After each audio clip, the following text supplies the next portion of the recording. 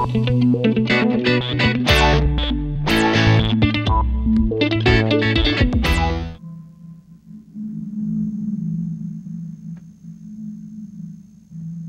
mo na muna siya.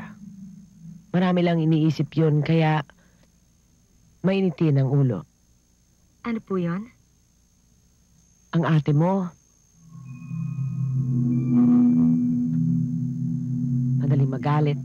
Madalas kayong mag-away. Madalas magkainisan. Hindi.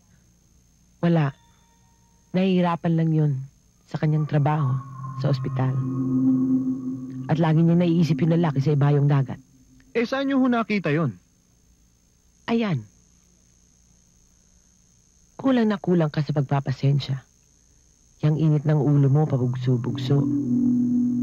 Kaya tuloy madalas kayo mag-away ng iyong kasama. O, ayan. Sa ibang tao na nanggaling yan, ha? Tumahimik ka nga dyan. Ano pa ho yan, Madam Ceres? Mag-iingat kayo. Kami? Ikaw at ang ate mo.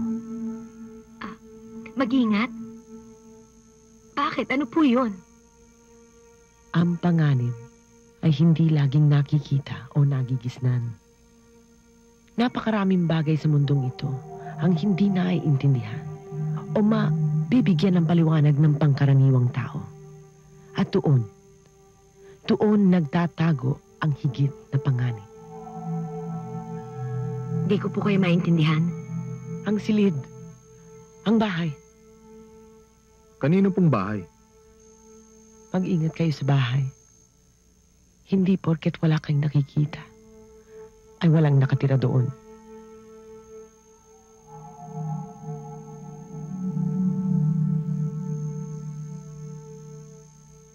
Ang panganib ay nasa bahay.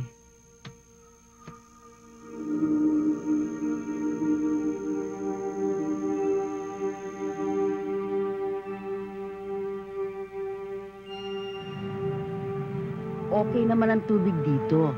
Hindi katulad dun sa ibang lugar na umaga lang kung magkaroon ng tubig. At saka kung summer naman, meron diyang pump. Ay, siya nga pala. Tungkol sa ilaw, no? Ambag-ambag na lang kayong mga rumirenta sa bayad doon.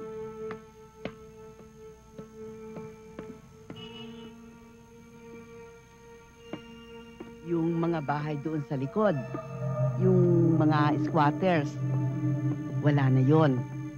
Kaya tahimik na dito, walang krimen. At hindi pa mabata, kaya hindi maingay. Hindi ba pwedeng bawasan ng renta? Murang-mura na yung 6. Nakita mo naman 3 bedrooms, may servants quarters ka pa. At saka, tingnan mo naman ang laki nitong apartment. Pwede ho ba namin i-redecorate yung bahay? Oo. At saka kung meron kang gustong ipaayos nga pala dito, bahala ka na lang. Huwag mo lang pipinturahan ng masagwang kulay at mahirap na. Baka yung susunod na magre-renta dito, mapalaki ang gastos. Ilan ba kayong titira dito? Mga 4. Ako, yung sister ko, yung kasi namin at saka isang houseboy. Ay, sobra-sobra ang laki nitong apartment sa inyo. O sige, bukas na lang. Siguro mga 10. Dadalhin ko sa bahay niyo yung bayad. Oo. At ipakuha niyo na yung susi. Makapagpalinis na kayo. Sa 1 linggo, kung gusto niyo, pwede na kayong lumipat. Oh, ito kusina ninyo. Malaki, di ba? Maaliwalas. Makakagalaw kayo ng gusto.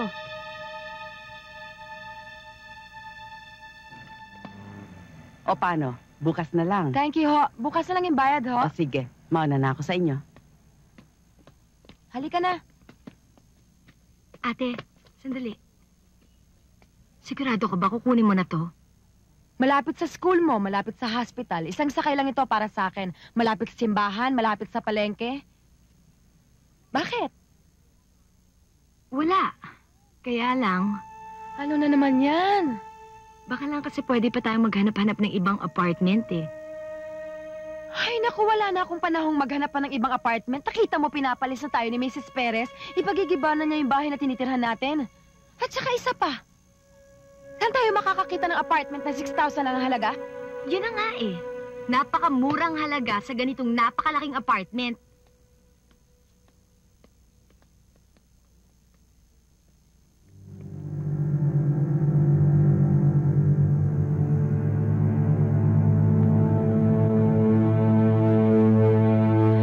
Asan si Bitoy? Nasa loob. Eh, anong ginagawa niya sa loob? Hindi siya tumulong dito. Ewan ko nga ba dyan? Akin na nga yan. Gina, Oh, 我咩啊？ Sino yun? 到咯啊，唔緊要咯啊。 ewan. Kapitbahay siguro. Ano ba to? Lumang magasin? Pati ba naman to? Dinala mo pa? Pwede ba? Ipasok mo na yan sa loob. Kaya ka napapagod dahil daldal ka ng daldal.